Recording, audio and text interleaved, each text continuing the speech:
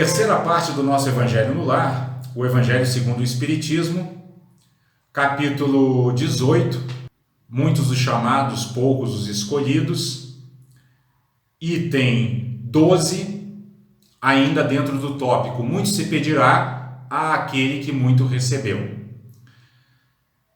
Esse item 12 é exatamente o comentário de Kardec a respeito das duas passagens do Evangelho que nós estudamos na semana passada. E aqui onde Kardec vai dizer: principalmente ao ensino dos espíritos é que estas máximas se aplicam. Ou seja, quais são as máximas? Aquelas máximas que vimos na semana passada. Muito se pedirá àquele que muito recebeu. Então Kardec está nos dizendo que é principalmente aos ensinos dos espíritos que estas máximas se aplicam. Quem quer que conheça os preceitos do Cristo e não os pratique, é certamente culpado. Contudo, além de o Evangelho que os contém achar-se espalhado somente no seio das seitas cristãs, mesmo dentro destas, quantos há que não o leem? E, entre os que o leem, quantos os que não o compreendem? Resulta daí que as próprias palavras de Jesus são perdidas para a maioria dos homens. Então vejam, pessoal. Primeiro, Kardec ele faz uma coisa que, aqui logo no início, que é muito frequente nos seus comentários. Ele chama os espíritas à responsabilidade. Porque a doutrina espírita é uma doutrina que consegue reviver a essência do cristianismo primitivo. A essência do cristianismo tal qual ele foi pregado por Jesus há mais de 2000 anos. Há mais de 2000 anos, né? Então, o primeiro ponto é esse. Nós estamos nesse grupo, nós, espíritas, estamos nesse grupo daqueles que muito receberam. Por que estamos nesse grupo daqueles que muito receberam? Porque temos o contato com essas obras básicas de Kardec, aqui nesse caso específico que estamos estudando hoje, o Evangelho segundo o Espiritismo, que nada mais é do que uma coletânea selecionada por Kardec e pelos espíritos codificadores dos princípios morais básicos dos ensinamentos de Jesus, esclarecidos à luz da doutrina espírita e, portanto, esclarecidos à luz da comprovação da sobrevivência após a morte, à luz da verdade da reencarnação e tantas outras verdades morais e espirituais que a doutrina espírita nos trouxe. Então nós recebemos muito e, portanto, nossa responsabilidade é muito grande. E aí é importante que nós reflitamos para ver se não estamos dentro desse grupo, né? Porque vejam, Kardec descreve aqui o grupo daqueles que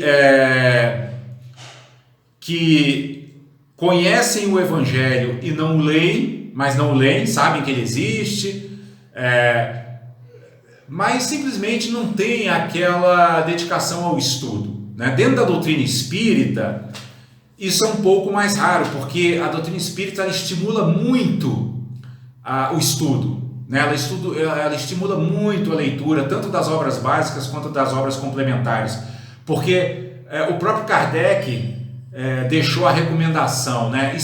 Primeiro mandamento dos espíritas, amai-vos.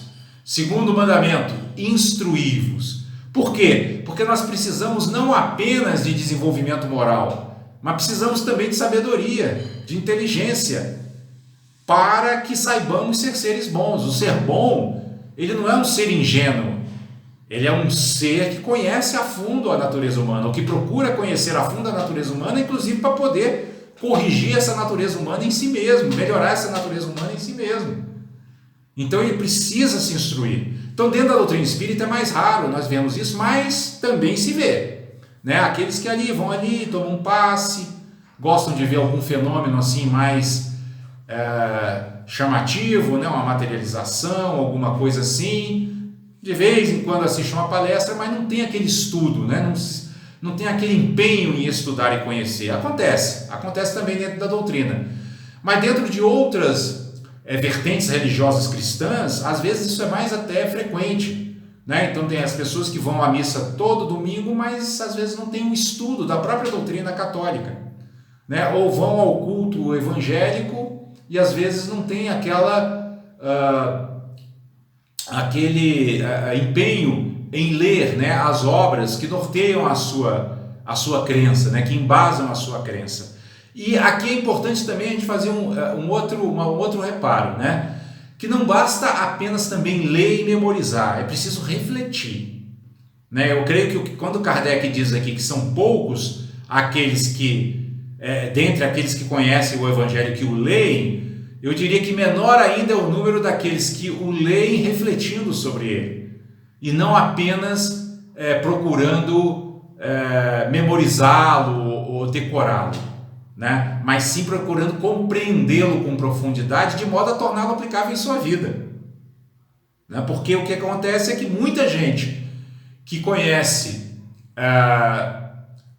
quase que de cor, né, os versículos, tanto do Antigo quanto do Novo Testamento, não consegue mostrar um mínimo de compaixão, às vezes, pelos outros, um mínimo de generosidade amorosa. Então, a leitura não basta ser uma leitura, como diz Paulo de Tarso, né, uma leitura da letra, mas é preciso que seja uma leitura do Espírito. Qual o Espírito que está por detrás da letra, né? Então, Kardec está nos chamando a atenção aqui para isso, né? Há muitos que conhecem o Evangelho e não o leem, e há muitos entre os que o leem que não compreendem, né? São exatamente esses que nós falamos, não refletem sobre o conteúdo dos ensinamentos, não refletem sobre a aplicabilidade dos ensinamentos. E aí a conclusão que Kardec chega é que as palavras de Jesus estão perdidas para a maioria dos homens,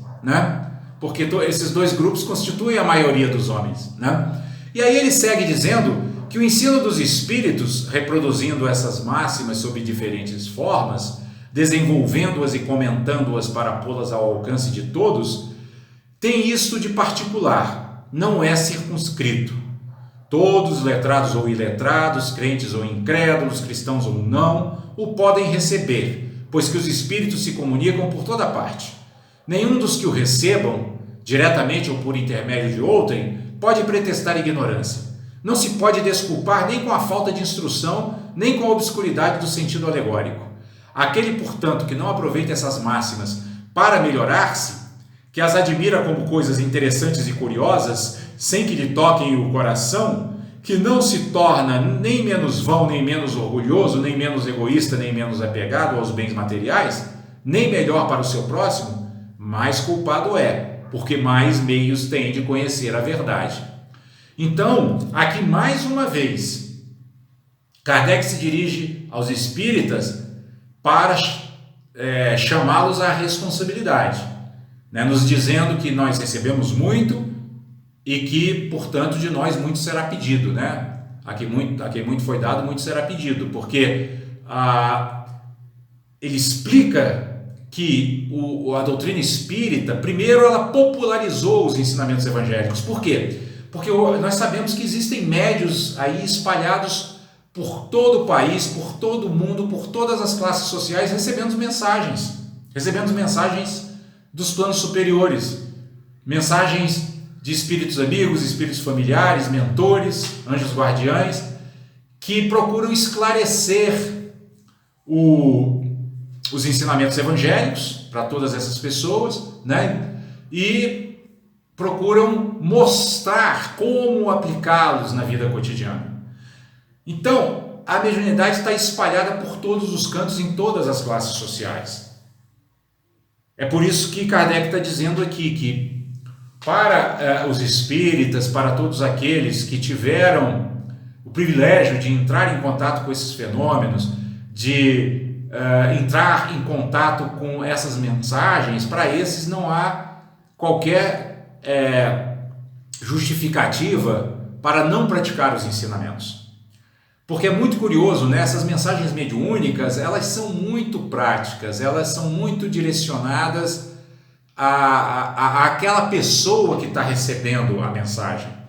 Então, aquele espírito que transmite aquela mensagem, transmite especificamente para aquele ser, mostrando para ele, na dinâmica da sua vida familiar, social, profissional, como que ele pode aplicar os ensinamentos. E é por isso que Kardec diz, né, aquilo que diz aqui no final do parágrafo, que aquele que não se torna menos egoísta, nem menos apegado aos bens materiais, nem melhor para o seu próximo, nem menos orgulhoso, nem menos vão, e que teve contato com essas mensagens, esse mais responsável é. Sua responsabilidade é muito grande, porque ele está recebendo muito, né? Ele está recebendo, através dessas mensagens mediúnicas, o ensinamento mastigado, digerido, pronto para ser aplicado. Então não se justifica que o ser que recebeu o ensinamento dessa forma tão detalhada e tão pormenorizada não o aplique, né? E aí agora Kardec vai falar aqui sobre os médiuns, né, dizendo que os médiuns que obtêm boas comunicações, ainda mais censuráveis são, se persistem no mal, porque muitas vezes escrevem sua própria condenação, e porque se não os cegasse o orgulho, reconheceriam que a eles é que se dirigem os espíritos.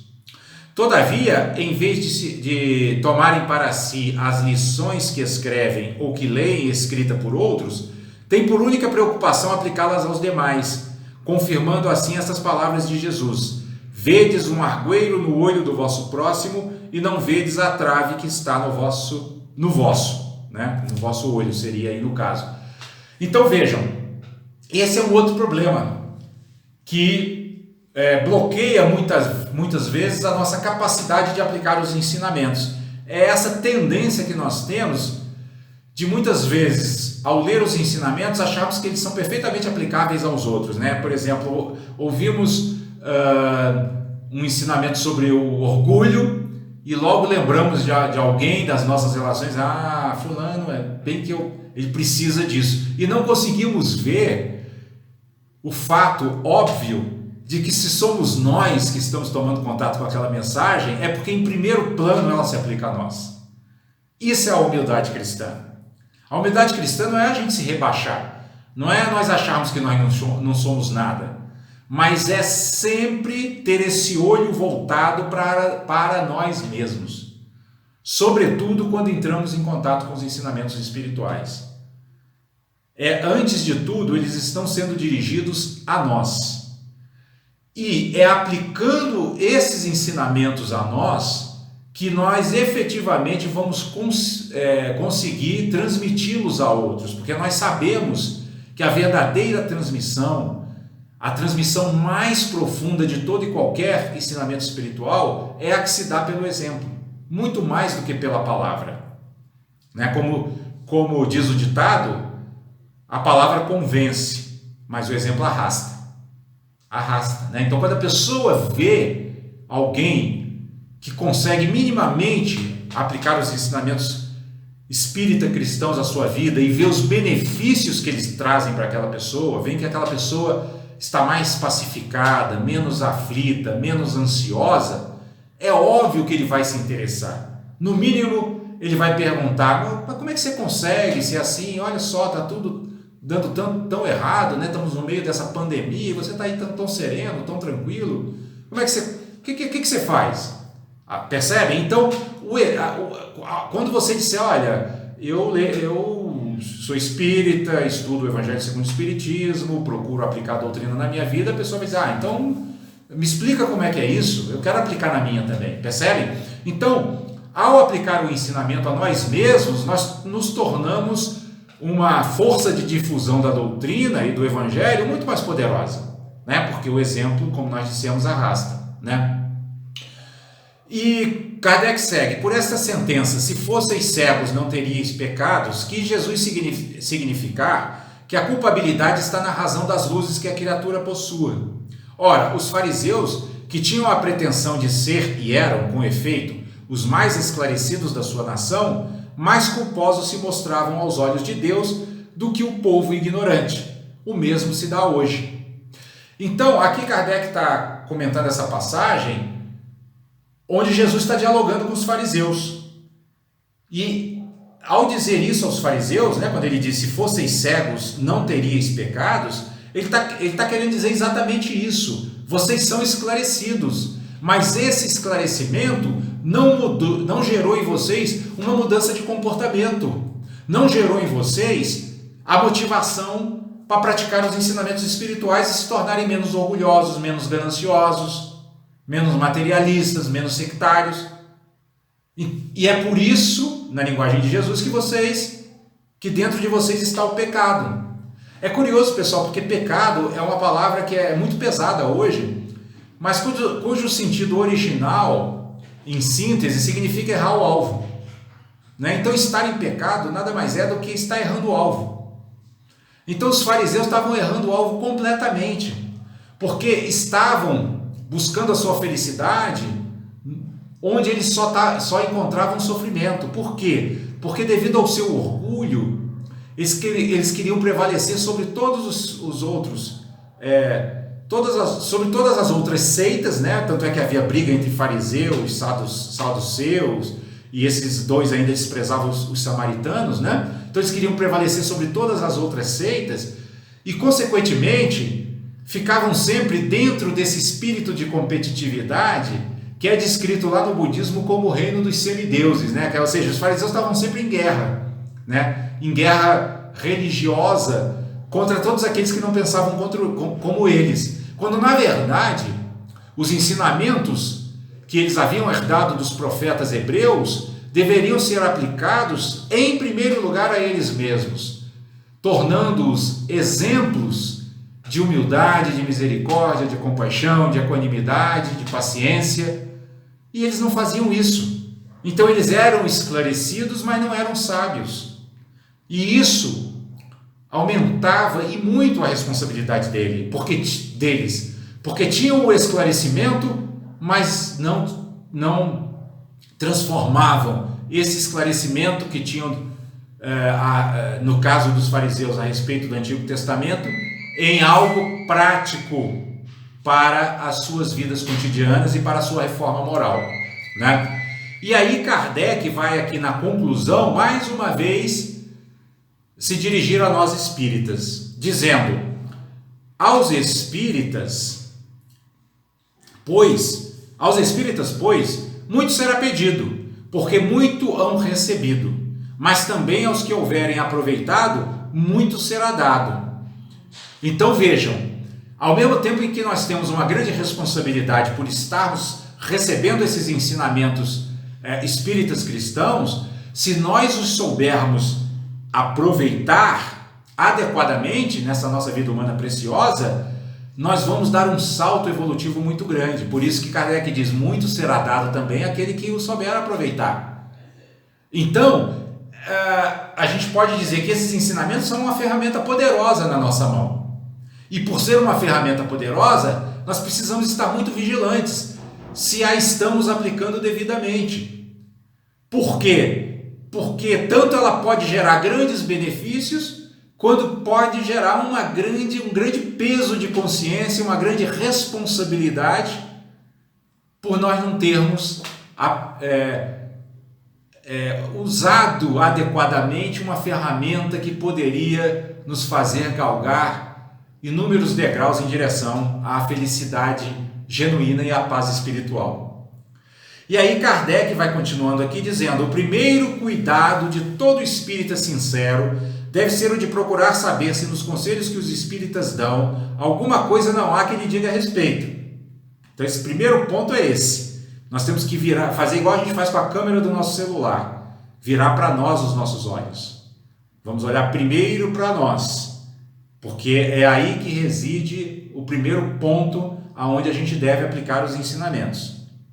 E ele conclui, né, esse ensinamento, esse comentário, Kardec conclui dizendo: o Espiritismo vem multiplicar o número dos chamados, pela fé que faculta multiplicará também o número dos escolhidos.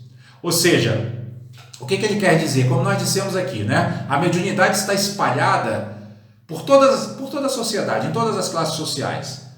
Então, o acesso hoje ao ensinamento pela via mediúnica, ele está popularizado, né? Portanto, é por isso que Kardec diz que ele vai multiplicar, e já multiplicou, na verdade, o número dos chamados. Ou seja, todas as pessoas que estão entrando em contato com os ensinamentos, pela via mediúnica, né, pela via, enfim, de todos os canais que a doutrina espírita propicia, são os chamados. Estão sendo convidados. Olha, é aquele festim de bodas que fala Jesus, né? O festim aqui no caso seria a felicidade espiritual. Então estão todos sendo chamados. Olha, existe um caminho que leva a uma felicidade que não termina, né? Uma felicidade incomparável, uma felicidade eterna. Então tem muitos sendo chamados.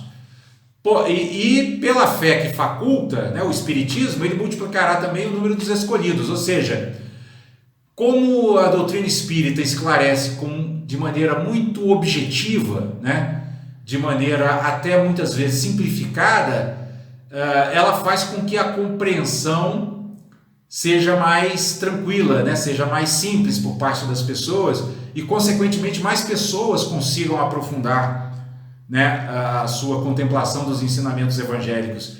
E quem consegue aprofundar a contemplação dos ensinamentos evangélicos, é muito difícil que não se apaixone por eles, né?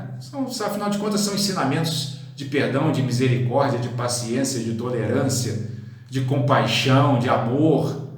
Não há como, né, não se apaixonar por esses ensinamentos. Aí, se a pessoa se apaixona, ela se motiva a praticar. Se ela se motiva a praticar, ela consequentemente entra para o número dos escolhidos. Porque os escolhidos são aqueles que entraram em contato com os ensinamentos e os aplicaram às suas vidas e se melhoraram utilizando essa ferramenta de aperfeiçoamento interior.